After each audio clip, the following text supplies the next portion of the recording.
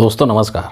अभी तक आप सभी लोगों ने ये ब्रेकिंग न्यूज पढ़ लिया होगा, देख लिया होगा कि खेल मंत्रालय के द्वारा भारतीय कुश्ती संघ को निलंबित कर दिया गया है। और इसके साथ ही जो WFI है, जो रेसलिंग फेडरेशन ऑफ इंडिया है, इसके जो नवनियुक्त चेयरमैन थे, चीफ थे संजय सिंह, और इनकी पूरी टीम को बर्खास्त कर दिया गया है। लेकिन आज के इस वीडियो में हम लोग ये चर्चा करेंगे कि आखिर इसके पीछे का असली वजह क्या है, वो कौन से वजह हैं, वो कौन से कारण हैं जिसने कि नरेंद्र मोदी को मजबूर किया ये कदम उठाने के लिए।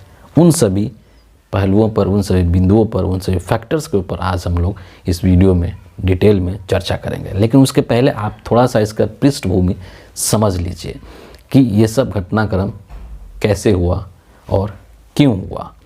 तो जैसा कि आपको पता है कि जब WFI का चुनाव हुआ और उसके अध्यक्ष जब बने संजय सिंह, तो संजय सिंह को लेकर के ये कहा गया कि ये बृजभूषण शरण सिंह के बहुत करीबी हैं, उनके बिजनेस पार्टनर हैं, उनके राइट हैंड हैं।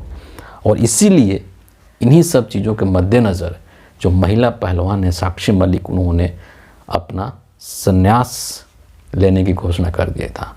उन्होंने कहा कि मैं कुश्ती को अलविदा कहती हूँ, क्योंकि हम लोग जिस अन्याय के खिलाफ लड़ाई लड़ रहे हैं, अगर उसी का करीबी, उसी का एक नज़दीकी व्यक्ति फिर से इस कुर्सी पर बैठता है, तो फिर हम कैसे ये उम्मीद करें कि हमारे साथ, महिला खिलाड़ियों के साथ भविष्य में न्याय होगा। इसलिए उन्होंने कुश्ती से अलविदा कह दिया था। और फिर उसके बाद अगले दिन जो है, उनके जो साथी खिलाड़ी हैं बजरंग पूनिया, उन्होंने भी अपना जो पद्मश्री अवार्ड है उसको प्रधानमंत्री आवास के बाहर फुटपाथ पर रख दिया था, उसको वापस दे दिया था, क्योंकि उनको आवास के अंदर घुसने नहीं दिया गया था। ये जब सब घटनाक्रम हुआ, तब जा कर के उसके बाद में भारत सरकार की तरफ से फरमान जारी किया गया कि इस कुश्ती संघ को बर्खास्त कर दिया जाए, इसको निलंबित कर दिया जाए। अब यहाँ पर एक चीज़ बहुत सोचने वाली है, आपको सोचना चाहिए कि ये जो घटनाक्रम है, महिला पहलवानों का ये जो आंदोलन था, इनका जो पूरा संघर्ष था, ये इस साल के, अगर मैं गलत नहीं हूँ तो मार्च अप्रैल से ही ये इन्होंने संघर्ष करना शुरू किया था, आंदोलन करना शुरू किया था। और मुख्य आरोप जो था वो बृजभूषण पर था कि उन्होंने लड़कियों का यौन शोषण किया है, उनके साथ अभद्रता किया है। और उसी चीज़ को लेकर के ये मार्च अप्रैल से लेकर के और अभी तक ये संघर्ष कर रहे थे, स्ट्रगल कर रहे थे। हालांकि इस बीच में सरकार के द्वारा, नरेंद्र मोदी के द्वारा कुछ खास नहीं किया गया, सिवाय कि इन लड़कियों को एक उम्मीद देने का, इनको एक सांत्वना देने का। क्योंकि ना तो बृजभूषण सिंह की जो सांसदी है उसको हटाई गई और ना ही उसको जेल में भेजा गया। लेकिन अभी अचानक से ऐसा क्या हो गया कि नरेंद्र मोदी ये कदम उठाने के लिए मजबूर हो गए। अगर मैं एक लाइन में और एक शब्द में इसका आपको उत्तर बता दूं, तो वो है 2024 का लोकसभा चुनाव। और बाकी के जो कारण है वो इसी के इर्द गिर्द, इसी के चारों तरफ घूमते हैं। लेकिन मुख्य वजह 2024 का लोकसभा चुनाव है। अब हम इसको थोड़ा सा और डिटेल में समझने की कोशिश करते हैं, इसके और थोड़ा डिटेल में जानने की कोशिश करते हैं कि ये कैसे नरेंद्र मोदी को बाध्य किया, नरेंद्र मोदी को मजबूर किया ये कदम उठाने के लिए। नरेंद्र मोदी एक ऐसे प्रधानमंत्री हैं जिनके लिए चुनाव सबसे ज़्यादा महत्वपूर्ण चीज़ है। वो हर हालत में चुनाव जीतना चाहते हैं, चाहे उसके लिए कुछ भी करना पड़े। और यही वजह है कि वो पूरे साल चुनावी मोड में रहते हैं, जनवरी से लेकर के और दिसंबर तक, साल के 12 महीना और सप्ताह के 7 दिन नरेंद्र मोदी चुनाव प्रचार में रहते हैं। और यही वजह है, अभी चूँकि 2024 का इलेक्शन है, जो कि एक बहुत बड़ा इलेक्शन है, तो कैसे वो किसी भी तरीके का नुकसान झेलने के लिए झेलना चाहेंगे, वो नहीं चाहेंगे, जाहिर सी बात है।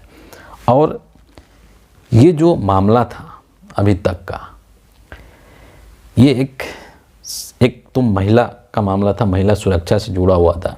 और दूसरा जो महत्वपूर्ण चीज़ है कि ये जो लड़कियां हैं, ये जो पहलवान हैं, ये जाट समुदाय से आती हैं और बहुत जल्दी जो है ये एक तरह से पोलराइज हो गए जो जाट समुदाय है, कि जिस तरह से साक्षी मलिक ने संन्यास लिया, रोते हुए बिलखते हुए, उसने इस समुदाय को अंदर से हिला दिया और सभी जो हैं एक तरह से एकजुट हो गए। और ना सिर्फ दिल्ली में बल्कि दिल्ली के आसपास के जो राज्य हैं, चाहे आप पंजाब कह लीजिए, चाहे आप हरियाणा कह लीजिए, चाहे आप उत्तर प्रदेश कह लीजिए, राजस्थान कह लीजिए, यहाँ पर जाटों का अच्छा खासा संख्या है। और ये सभी जो हैं एकदम से इन लड़कियों के साथ हो गए। क्यों? क्योंकि ये हमारे समुदाय की लड़कियां हैं और ये सब जो हैं गोलबंद हो गए। और नरेंद्र मोदी नहीं चाहते हैं कि 2024 के चुनाव के अंदर ये जो जाट समुदाय है वो इनसे अलग हो जाए, इनसे वो नाराज़ हो जाए बीजेपी से, नरेंद्र मोदी से, और इनको 2024 के चुनाव में इनको वोट नहीं करे। ये नुकसान उठाने के लिए नरेंद्र मोदी तैयार नहीं थे और इसीलिए इन्होंने ऐसा फैसला लिया। और दूसरी तरफ आप देखे होंगे कि किस तरीके से जो प्रियंका गांधी है वो जा कर के साक्षी मलिक से मुलाकात की थी।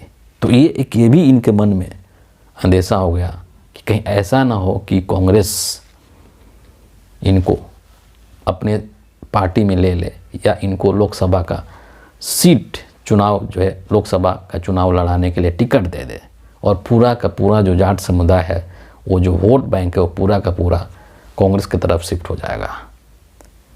और दूसरी चीज़, इंडिया गठबंधन की मजबूती, जैसा कि आपको पता है कि ऑलरेडी मोदी और शाह की जो जोड़ी है वो इंडिया गठबंधन की एकता से डरी हुई है। और वैसी स्थिति में ये जो जाट फैक्टर है, ये जो जाट वोट बैंक है, इसको गंवाना नहीं चाहते हैं नरेंद्र मोदी और इसीलिए ये कदम उठाने के लिए तैयार हो गए।